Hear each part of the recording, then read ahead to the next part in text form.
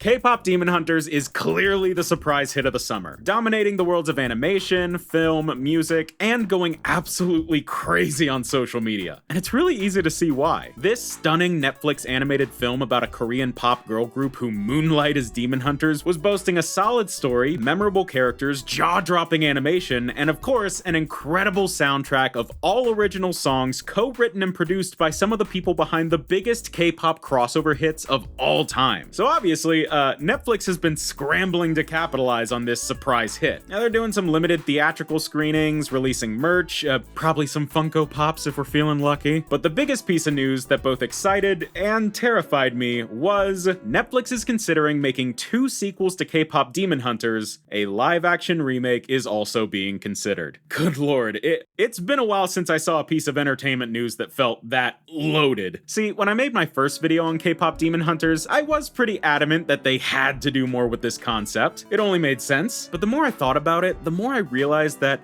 I don't really know what a K-pop Demon Hunters sequel would even look like, let alone turning it into an entire trilogy. And trust me, we'll get to that damn live-action remake idea. But first, if you like these videos on different cartoons and animated junk and want to help support what I do, you can always click that join button right below this video to become a channel member. For just $2.99 a month, you'll get access to custom membership badges, emojis, and you'll get 24-hour members first access to all my new videos. Or for $5.99 a month, you can join the Living in Denial tier and get everything I just mentioned, plus a shout out at the end of all of my videos. You can also drop a one-time donation through the super thanks button if you feel so inclined, and in exchange for your support, I can make even more videos more regularly with less reliance on disruptive sponsorships and without having to stress as much over content ID claims and junk like that. But if not, just watching the videos and subscribing to the channel can lend a huge help too, and those are free. So thank you guys as always. Living in Denial members, be sure to stay tuned for the end for your shoutouts, and now let's get back to K-pop Demon Hunters. So I think it's obvious that we are definitely getting a K-pop Demon Hunters sequel, right? I mean, it's been described as Netflix's equivalent to Disney's Frozen many times, which is basically movie discourse shorthand for thing that will make a lot of money for a long time. And I know the fans will eat it up whenever it does come out, me included. I am the fans. But realistically speaking, where else can a sequel actually go? I mean, as spoilers, I guess, the first movie follows the group Huntrix basically at the height of their fame and right on the cusp of completing their mission as hunters. And by the end of the film, they fought off the king of the demon world and rebuilt the protective barrier that keeps the demons locked away, the Hunmoon, after it had been destroyed. Not only that, but the main character Rumi has fully completed her character arc, learning to accept herself as being part demon and no longer feeling like she has to hide herself in shame. So when it comes to a sequel, how do you top all that? Okay, well, you don't necessarily have to top it, I guess, but usually a sequel does have to find some kind of way to raise the stakes or up the ante. And with our main character's story basically done, and having already pulled the Defeat the King of Demons card, I just kind of worry this franchise may have already played its best hand. But that's not to say there aren't still great stories to be told in this universe. Far from it. We still have the other members of Huntrix, Zoe and Mira. We haven't really delved that deep into their individual stories. Or, if they wanted to stay focused on Rumi, then maybe they could pull a Steven Universe future and focus the story more on her exploring the depths of her demon powers now that she's stopped trying to hide it. I don't know. Speaking of though, obviously sequels to K-pop Demon Hunters will have to include, demon hunting, right? Which actually goes back to a big question that I still have about the first movie. By the end of the film, are the demons gone? I mean, Huntrix create a new Hunmoon after the old one's destroyed, but does that mean the Hunmoon basically goes back to where it began? The new one's clearly different, being this sort of iridescent rainbow color instead of just straight blue like the old one. But does this Hunmoon still need to be turned gold in order to seal the demons out for good, or is that just like an old thing? They never really specify. I mean, in the very last shot of the film, we see that cute little demon tiger and that demon bird in a hat that used to be like Jinu's pets or whatever, so they can still get through. I don't know. It seemed open-ended enough to at least not present any obvious plot holes when trying to plan more stories, I guess. But really, to me, the biggest problem with the idea of a sequel is I think what we really need is a prequel. My main issue with the first movie was that we barely got any time with Rumi's guardian, Celine, and barely scratched the surface of the history of the Hunters. In the movie, it's set up almost immediately that Rumi's mom was a member of the previous generation's hunter group, the Sunlight Sisters, but after falling in love with a demon and giving birth to Rumi, she dies. So another Sunlight sister, Celine, swears to raise and protect Rumi, eventually building huntrix around her. And to me, that is the most interesting story we could explore here. Of course, we know how it ends, but I think seeing more of Celine, her relationship to Rumi's mom, exploring how Rumi's mom fell in love with a demon, her passing, and the eventual forming of huntrix would really flesh out this world and lend even more weight to the story we've already got. But of course, the biggest problem with a prequel is that the people want huntrix. People want more of Rumi, Zoe, and Mira, and we wouldn't really get as much of them in any kind of prequel. And speaking of, the Saja boys also feel like a full-fledged no-go for any kind of sequel or prequel. If you've seen the end of the film,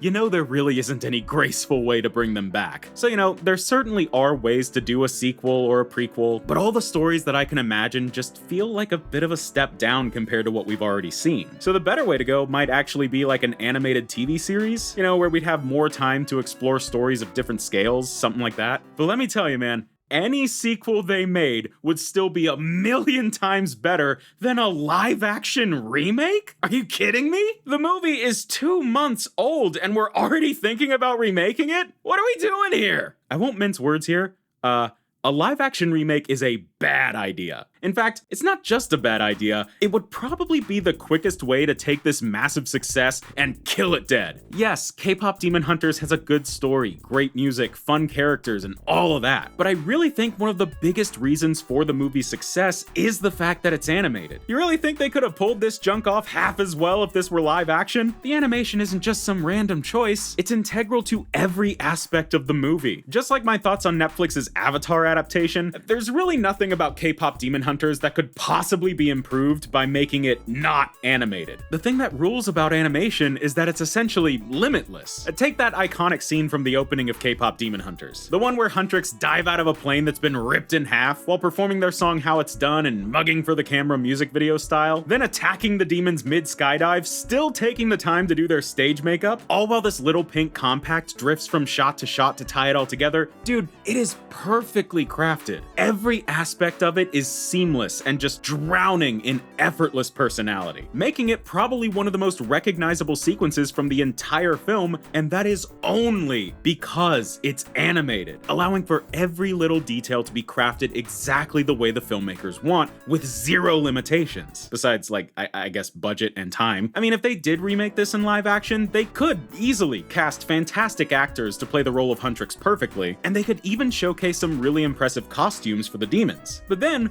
all those guys would still have to be filmed against a giant green screen fake falling through a bunch of special effects to be added later, which, if Netflix's Avatar is anything to go by, probably won't look that convincing. And the most ironic thing about this whole idea, to pull off even just that one scene, 80% of the stuff you see on screen would still have to be animated. The sky, the plane, the floating compact, they would still be CGI, just with more realistic rendering. And that's just one scene from the opening number. You'd still have to animate the Hunmoon, the tiger, the bird, tons of special effect elements, even the concert crowds. You can't source and pay that many extras. So that'll probably involve rendering, compositing, and animating thousands of background NPCs. At that point, you might as well just make the whole movie animated. Forcing it to be live action would only make it just inherently less interesting. What, are you gonna recreate the giant pink demon flame monster using purely practical effects? Dude, shut up. If it's not clear, I think the mere concept of a live action remake of K-pop Demon Hunters borders on an insult to the original. I'm not joking. The only thing that tells me is that some people are still viewing this massive success of a film as somehow inferior or less marketable solely because it's animated, which is some serious bull, dude. Not only do live action remakes almost never outdo their animated originals, but I feel like most people these days are seriously burnt out on them. Disney's been flooding the market with live action remakes for over a decade, and Netflix has been trying to follow that trend for a little while. It's just a tidal wave of worse looking, less interesting versions of things we've already seen. And I mean, come on now, the movie came out in June. It's August! Why the hell is the idea of a remake even being tossed around in the first place? The movie is still, on a grand scale, brand new. People are still actively discovering it, the soundtrack is still actively climbing the Billboard chart, and you want to do it over? Come on, dude. If you want my honest opinion, sequels will definitely be fun. I do trust the creative team to come up with good stories in this universe. A live-action remake is an actively stupid idea. I think it would outright ruin the franchise before it even got started. But more so than either of those, I think what Netflix should be doing is investing more into K-pop Demon Hunters as a conceptual music project. Like, take all the money that they would have put into a live-action remake and instead funnel it into consistent new original music releases for Huntrix. And hell, Saja Boys too, why not? We're going meta at this point, we don't have to stick that hard to the lore. Because, well yes, the film's been a huge hit, the music has been everywhere. As I'm writing this video, Huntrix's main song in the film, Golden, is battling it out with Alex Warren's Ordinary for the #1 spot on the Billboard Hot 100. It actually hit that spot last week, making it the #1 song in the country, and it's now working to maintain that dominance after dropping back down to #2.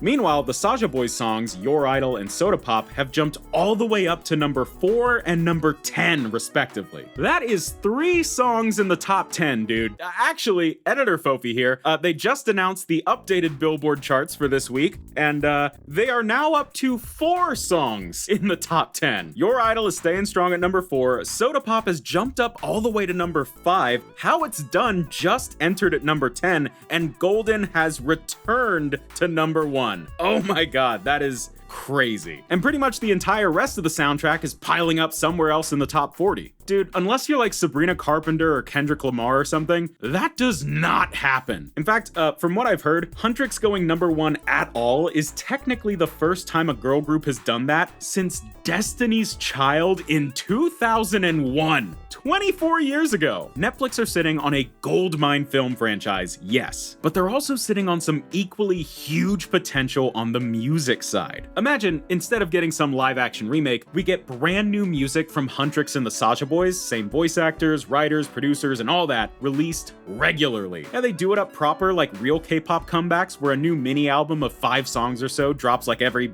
6 months, and they put out some fancy physical copy that comes with posters, stickers, character photo cards. Again, just like real K-pop albums. Have you ever actually bought one of these things, dude? The CD is clearly the least important part. K-pop albums have really creative packaging and so many little extra inserts. Hell, a lot of them already double as photo books based around the album's aesthetic concept or whatever. You could easily use the characters and aesthetics of Huntrix and the Saja Boys to essentially put out little art books with each of these albums. Bundle them with the band's light sticks, I don't know, really go the whole 9 yards with it all. And for the fans who still want to see the characters and all of that fantastic animation, you can get that here too. There still needs to be music videos and shorts and other promotional material. You can even weave world building and storytelling into these music videos so that fans who want more of the lore are satisfied too. I mean, I guess I'm saying basically just make Huntrix and the Saja Boys like the Gorillaz. And the crazy thing is, this isn't even that unusual for K-pop. They've already got virtual K-pop acts like kpdh, the girl group that was made to promote League of Legends, and more recently Plave, which just is a boy band made up of CGI avatars. This is not unheard of for the genre. Now,